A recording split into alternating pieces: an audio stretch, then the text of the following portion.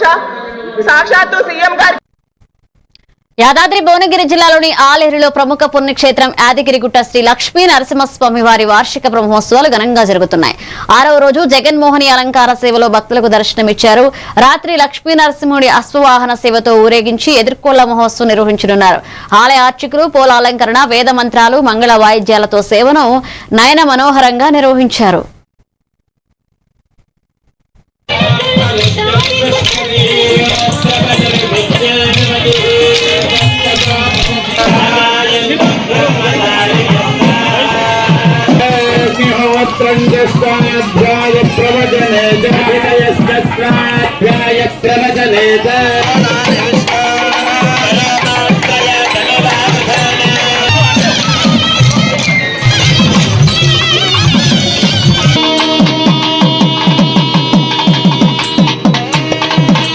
ఏ దేనిలోనైనా రాగలను, ఒక స్తంభంలోంచి రాగ.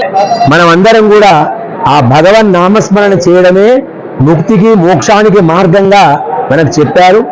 అలాంటి అవతారాన్ని ధరించాం. సాయంకాలము ఎదుర్కోలు మహోత్సవం, స్వామి అమ్మవారి యొక్క ఎదుర్కోలు మహోత్సవంలో అధిక సంఖ్యలో భక్తులందరూ కూడా పాల్గొంటారు.